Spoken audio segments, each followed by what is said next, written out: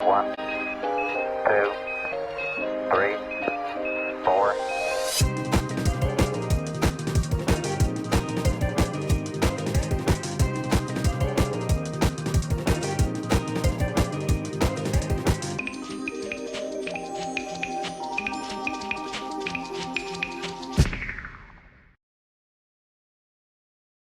And welcome back to another episode of Breakfast with Brothers. Well, anyway, there goes Ian. Quick little rant for the brother homies, to the breakfast brother homies. Thanks so much Shout for out. pulling up today. Hopefully you didn't just absolutely get blasted in your earbuds or whatever you're listening in. Maybe your car. I hope so. amped up to the highest volume possible. For me, that's my morning when I drive to work. It's got to be as high as I can get it, so that way I don't have to worry about it. And wake up. So anyway, here we are. What's up, breakfast people? Hope I've been hot. Ian and We're I back. are doing some rapid fire vibes today, and we want to keep it all a surprise. Today we just literally asked ChatGPT silly debate topics, and this is what ChatGPT spewed out for us. It's like the equivalent of Siri in the form of artificial intelligence. It's great. All right, We're good. Are you Let's ready hear there, it. champion? I'm as ready as I'll ever be. Let's run it. First question. Is a hot dog a sandwich? Here we go. Yes. Why? Well, okay. So you think of a sandwich as, something between two pieces of bread, right? Or at least like one piece of bread folded over if you only got one piece of bread, right? Logical. So what is then a hot dog? I mean, it's in a bun, though. So is a bun still considerably a usable sandwich bread? Or does it fall into a different category? I mean, I guess there's a good, like, you wouldn't necessarily use the hot dog bun for a sandwich, right? No. Like But in PB&J, essence, peanut butter and jelly sandwich, never on a bun. Hamburger, not a sandwich, but I guess some people call it a sandwich. I would consider a So, no, hamburger hot a dog. sandwich. So I think within the reasoning of like what a sandwich is, because it could be anything between two pieces of bread, because you can't just say like, oh, it's meat between two pieces of bread, because you also got PB&J. You can also just have like a grilled cheese, which is still a sandwich. Still a sandwich. But I would definitely state, in the sense of like a hot dog, being that you're using a hot dog bun, it's like the type of bread that you would use for it, because you can get like the potato bread. But I mean, technically, you can still use potato bread for a sandwich. They make loaves of that as well. So realistically, I would think we would have to conclude that a hot dog is a sandwich. I think it could fit in it. Between the sauce, I mean, people put toppings on it that are, outside of like mustard, ketchup. They throw relish on it, they throw onions on it, they throw chili sauce on it, whatever. So it works out as a sandwich. It's just shaped differently. It works. Yeah, It works uniquely. Definitely sandwich. I'm on sandwich side too. yeah. I mean, think that's it's. just I how it think. goes. But I think closing sandwich is remarks. just kind 2 of. minutes are about to be up. My apologies. My apologies. Yes. Closing remarks for this. Hot dog is a sandwich solely because sandwich is a vague term. So there's a lot of things that could be considered sandwich. We always allow the glizzy gobbles, so keep up your hot dog sandwiching. Anyway, next question. Do pineapples belong on pizza? And I'll open up. Ian opened up with the last one. I Mhm. would say yes, that's fine. I don't necessarily go after pineapple on pizza. I'm not like a big, yeah, let's get some Hawaiian, type vibe. I usually avoid pineapple just because I like other things way better. And maybe that's just, because pizza is like a savory meal, something that's more umami, and like I said, savory, something that's salty, versus pineapple, which is more of a sweet thing, and it's fruity, so it kind of comes off differently. Don't get me wrong, sweet and salty, that flavor combo exists to be just as it is, but the sweet of pineapple on salty that is pizza is a little wonky for me. But I'm not going to sit here and try to say that it doesn't belong on pizza because it can go on. I'm about it.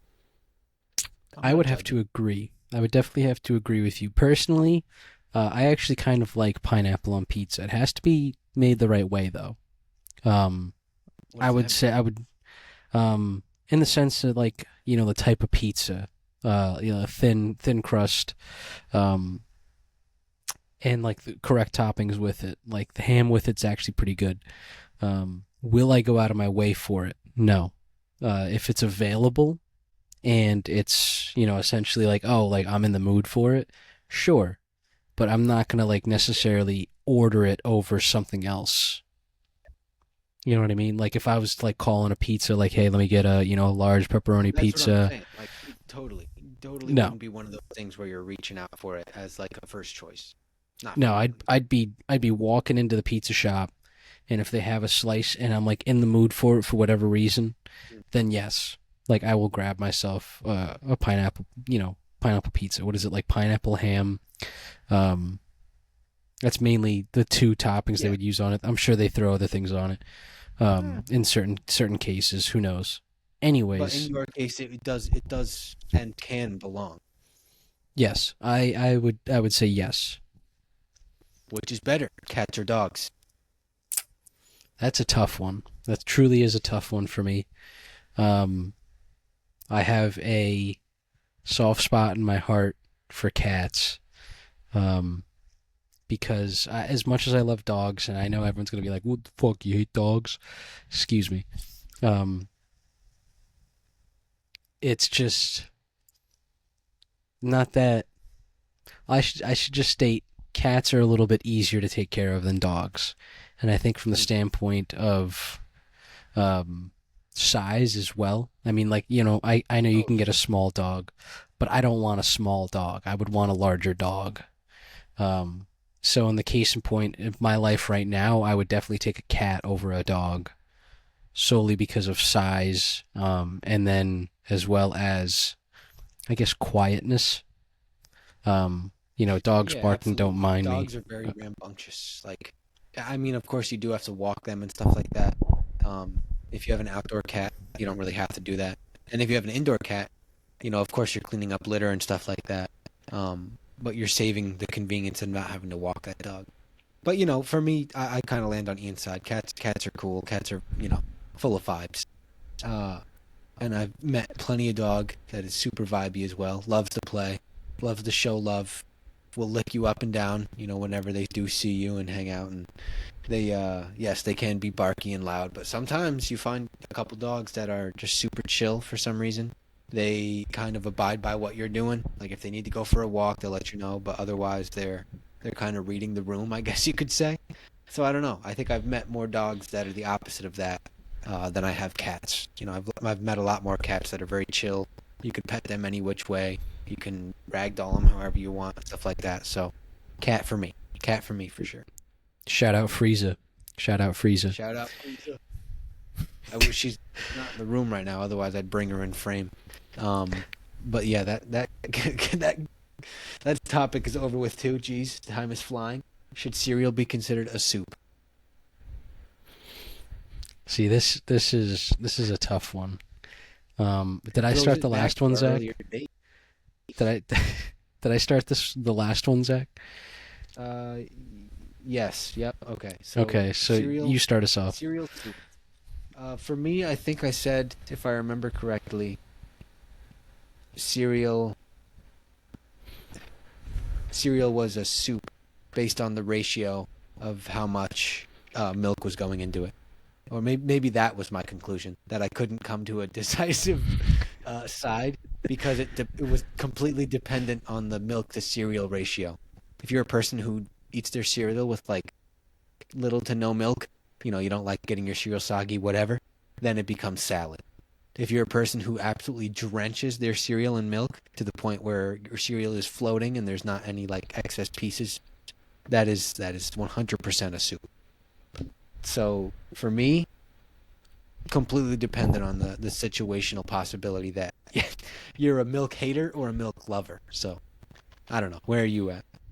truthfully, I have I don't remember what the hell I even said for our initial discussion. If cereal is a soup or a salad, um, I probably went on the side of salad, knowing myself.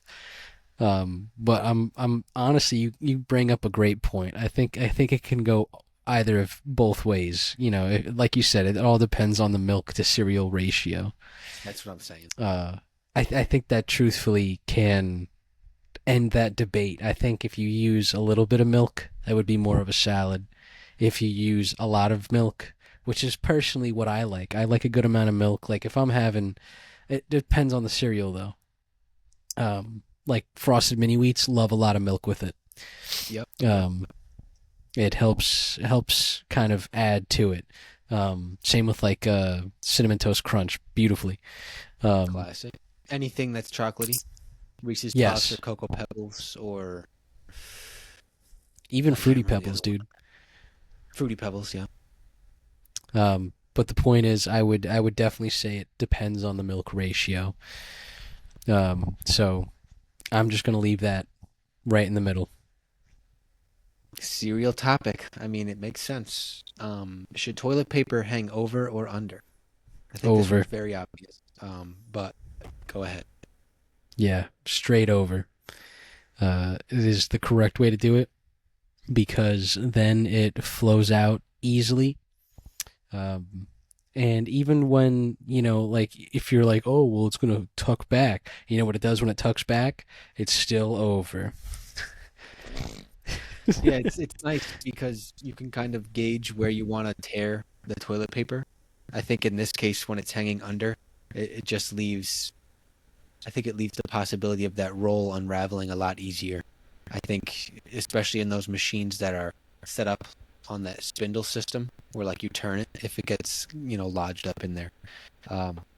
So I don't know. I'm thinking since every machine I've seen is similar to that, hanging it over like on a normal stand or like in your house or whatever is logical, and it just works. I don't remember where I saw it or how I saw it or when it came up, but there was some diagram that someone posted on, I think it was iFunny back in the day. Maybe there was even a Reddit post surrounding it of the original documentation of the way toilet paper was meant to be Oh, yes. utilized. So The original I think in patent. this specific case, yeah, the original patent paperwork shows that the over is the vibe. That is the correct method because the patent says so. So listen to the damn patent. Listen to the patent. That topic was easy. We can get through that one. That one was no Throw it problem. out behind. Keep going. Is it acceptable to wear socks with sandals? Depends on the scenario. Excuse me? I think for me it depends on the sandal. Sure, scenario, yes, I yes. think it's a big part of it, but the sandal You're I think right. is more important. Well, when I think of sandal, I think of like a slip-on sandal, not necessarily like flip-flop. Flip-flops are different. I got you. There's Right, that's true. different words. So that's why I say Okay, like so sandal, yes. Yeah, with the strap, but the ones that don't go with the toe thong. yes, I was going to say but you still have the strap ones. Yeah. Because I have Adidas slides which are considered sandals. Hmm. And I wear those around the house here. And I wear socks with it. I feel like in that case they're a little bit more acceptable.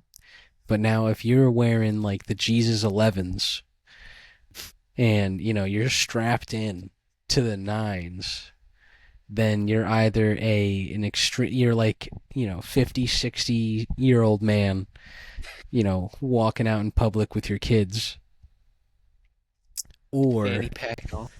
yeah, tucked in fanny shirt with pack and belt. all, tucked in polo, belt, or just regular t-shirt. I shouldn't just say Regular that. t-shirt tucked in, very important. Yeah. Wearing those and like shorts that are over your knee. Yeah. I was gonna say, don't.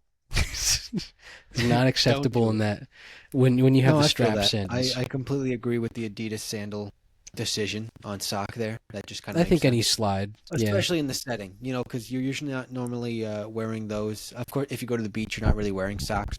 But I think when those sandals are put on, it's like either a trip around your house or to take out the garbage, or Right. you're going for like a quick grocery shop to Dollar Tree or something like that. So Yep. I don't ever envision anyone or people that I know wearing the Jesus 11s, the strap sandals, the Adventure Time sandals. So I mean, They're out there. I I will have to say illegal. Don't wear socks with them. Just go ahead, flaunt your toes, even if they're gross. You got to let it fly. But we wasted way too much time there. I like Ian's idea more that it has to be very, very selective. Sock selective. Which came first, the chicken or the egg? That's up to you. What do you say?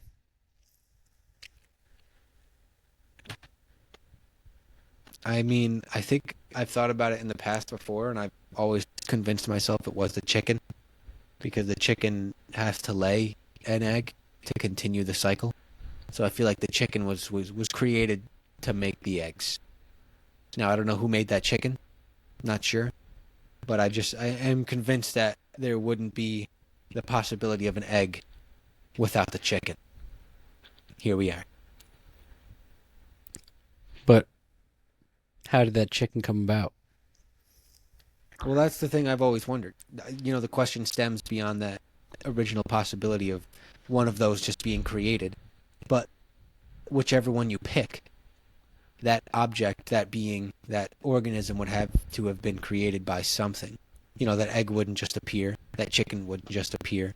They would be, created by, of course, you could say God, in some portion of the Big Bang, the evolution of maybe some earlier chicken genome, was doing its thing. I have no idea. I think you probably got the right idea, though. I think because more than likely, I think something had to evolve or be created, thus to create the egg itself. Because if you just track, obviously you track the lineage of said chicken. Right. I mean, there has to go, it has to be gone back to like the first chicken, or at least some sort of evolutionary period for that chicken, if we're 100%. talking evolution. But like you said, it could, if for those that believe in, God creating, the animals as well, that's also a way to think.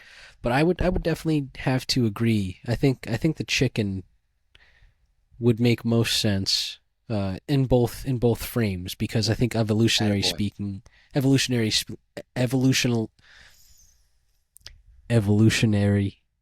evolution. I can't even say it. Speaking in that manner, it had to have like come from something else in order to be the domestic chicken we know today. So, Well, what a point to end on. That was very well put. I completely agree. It's kind of the sensical way to think about it. But of course, if there are people who think otherwise, would love to hear your chicken egg theory. But we're yes, moving on. please let us know. Until the chicken egg theory comes back around. Should you eat ice cream in a cone or a bowl? This is all preference. This is exactly like the pizza question. Truthfully, if I get it from an ice cream stand or like ice cream shop, I would want it in a cone, because I eat ice cream in a bowl at home, and that's no fun. Who likes eating ice cream in a bowl out? It's like, you're at the shop, just get the cone. Enjoy it. Another completely situational dependent question, similar to the cereal and milk debacle. It basically comes down to a location for this scenario. Because yes, I agree with Ian. You're at home, you have ice cream, you put it in a bowl to eat.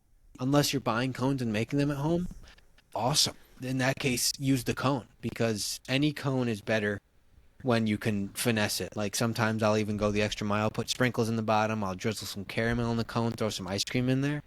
Becomes an entirely changed game, because now you're not eating with a spoon. You're just going to town with the cone.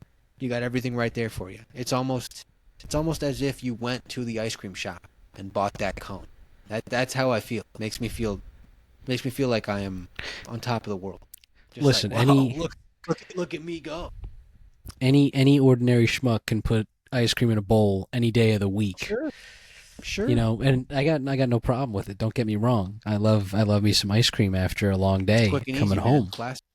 I don't have to worry about going out and getting ice cream. I got some right at home. Right. But this is But if I just the question of should. That's right, exactly why you and I would say yes to the cone. yes, I was gonna say cone all the way. Cone all day, cone all the way. What a rhyme. Throw it Someone away. quote Let's go that, to the put us on a next. bumper sticker. Let's see. Ooh, this is a perfect question playing back to the original question that we started with. Should you put ketchup on a hot dog? Yeah, answer would be yes. Quick answer, do it. Bad answer, no. You know why? Because then your hot dog won't be the same. What are you gonna put mustard on it? You heathen. Gross. Listen. I'm not gonna hate on the mustard fans here. Okay.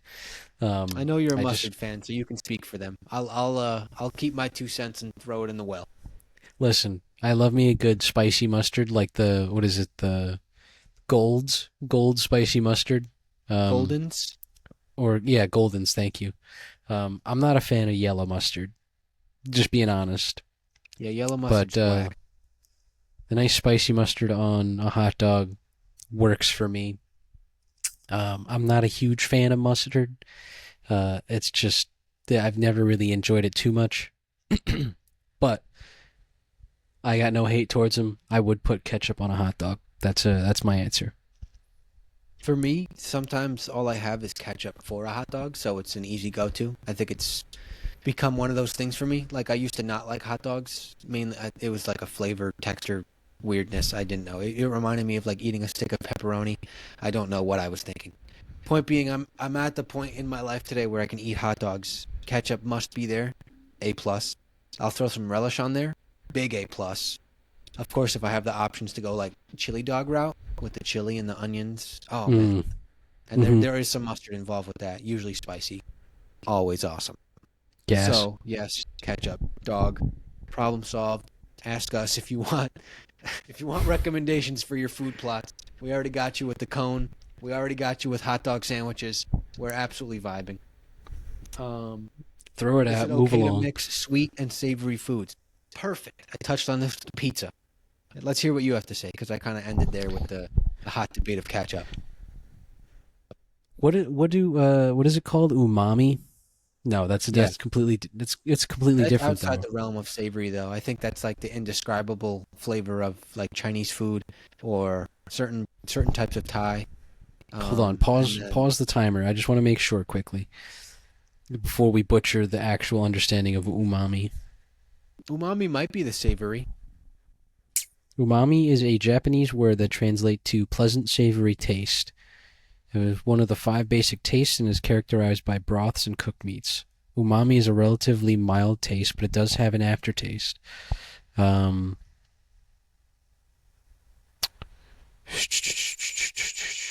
the taste of salts combining glutamate, inosinate, or quite I don't know how to say that one word with the likes of sodium ions such as okay, it's really not kind of it's just a savory flavor, so I wouldn't say it's umami.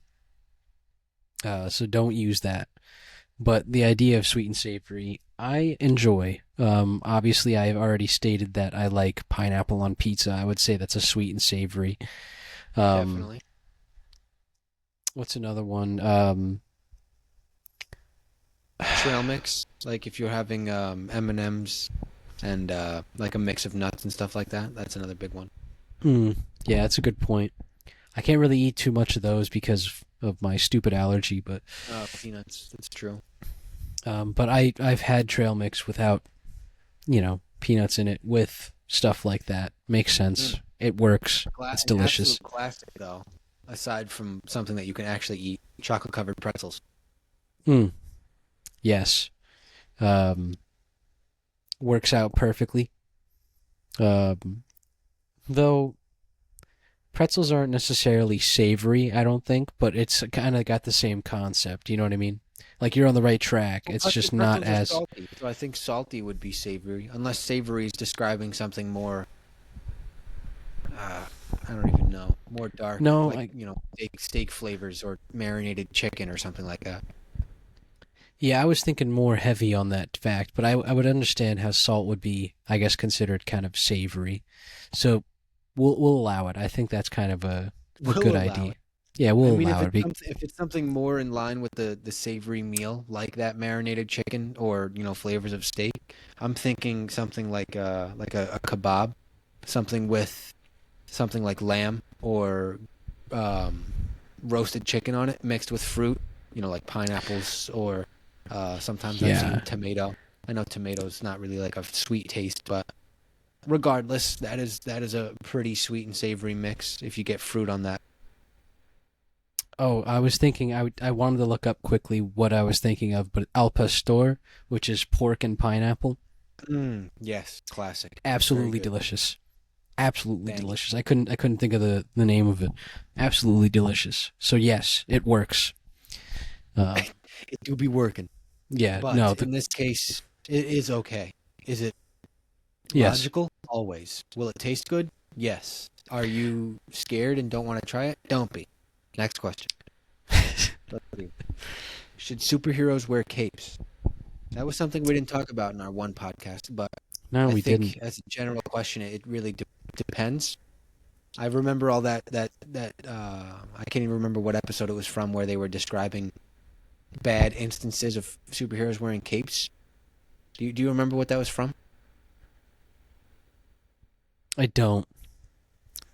Oh, you know what? The Incredibles.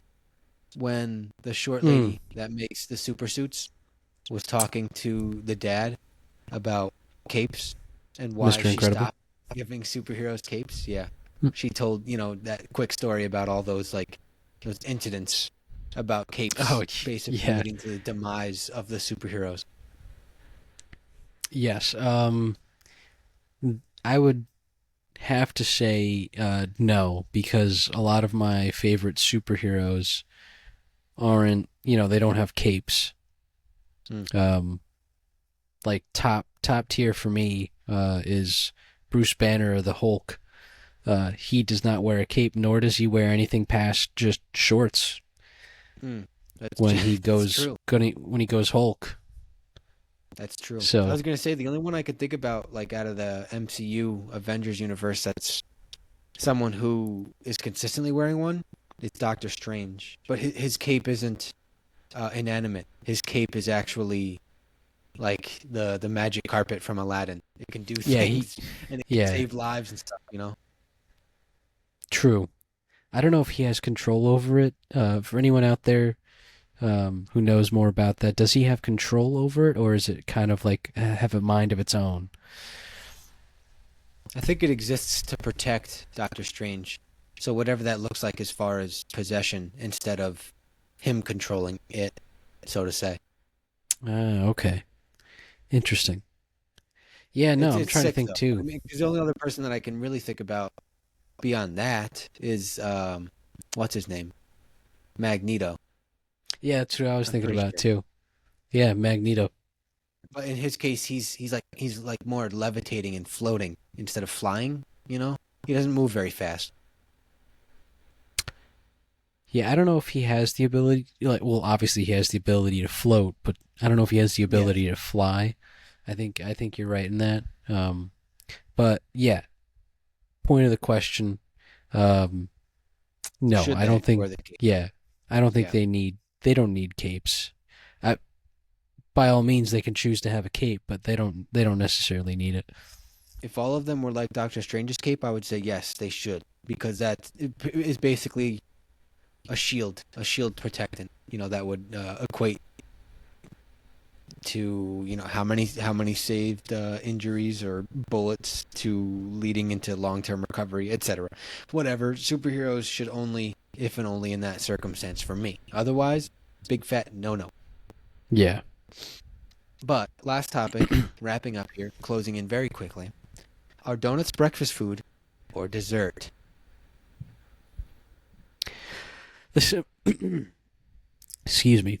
You know what? You start, Zach. I answered. I answered the last couple. You finish us off here strong. I was gonna say, in this case, the way they serve them, it comes as breakfast food. Dunkin' Donuts, the way they have it for breakfast at continental breakfasts in hotels. It comes off as a breakfast food because it's more like a pastry, something that you'd eat with like a bagel or a cup of coffee. So I don't know. I guess in this case it would be a breakfast food. It just, for me, it's been pushed into that description. But of course, a donut is full of sugar, full of jelly or powders or what have you. Everything about a donut says dessert. But for me, it's one of those things that I think just makes sense as a breakfast item. Just because it has sugar doesn't mean you can't eat it at breakfast. If anything, sugar is, a big source of energy for some people, especially with, quick energy bursts. Like if they're trying to finish something out, playing a sport, maybe they need a quick jolt of energy before a meeting or something like that. That quick sugar is huge. So for me, I would definitely stick with breakfast. I want to hear I don't know, are you on the flip side or are you on my side? I would definitely have to say I'm a both kind of guy. Truthfully, obviously I enjoy it for breakfast, Classic. but it can be enjoyed as a dessert as well. Because say for instance, you get like a box of like Krispy Kreme, right? While you are right, you are right to say that they're like a pastry because they essentially are. If not, they are. They can also be enjoyed as well as like pastries can be enjoyed as desserts as well. So that really does classify whether you should have it in the morning or, as a dessert after dinner. Not saying that's how you were deciding it, but a pastry can be enjoyed both in the morning, with a coffee, or in the evening with a cup of tea or some milk or something. However you swing it, or even coffee. I know some people like to drink coffee after dinner as well. So then, which way would you end up leaning? Breakfast or dessert? Truthfully, like breakfast because of the versatility. Like it's a quick bite. You have it with coffee. But that's just what I choose for the question. I would eat it both ways. It really. Yeah. Absolutely. But yes, breakfast I think would definitely be pushed. And that does officially end our list. I skipped like two of them that are similar to things we've talked about in the past. Of course, besides the superhero cape. But that was the last question. So hopefully that rapid fire was something that felt a little brand new. The fastest topics we've ever talked about. So gives us an opportunity to maybe table the discussion and come back to them in the future. If and only if you guys want to hear more. So give us what you got. Throw us your thoughts. We're always waiting for something. I know it doesn't come often, but if you guys are listening out there, send us what you got. And Ian, we do have a couple listeners at Ely Park who are tuning in more often now, so I'll keep you updated. Let's go. Shout out on that Ely note, Park. Ely Park. But on that note, we'll wrap up here. So thank you guys so much for listening and tuning in today. Like Zach said, if you like what you hear, or you'd like us to talk about a topic, let us know. Give us some comments. Feel free to talk. Tell us your thoughts. Whatever it might be. Tell us that we suck. We don't, we want to hear from you. We'd love to improve anything we can. Truthfully, we've just been very busy. I've been very busy as of late, so we're a little behind on some things that we'd like to do, but besides the point, I'll go through my normal spiel. If you're listening on YouTube, check us out on Spotify. Give us a follow over there. If you're listening on Spotify, check us out on YouTube. Subscribe over there. As always, leave a like, comment, and subscribe. And we'll catch you guys all on the flippy flop. So, peace out.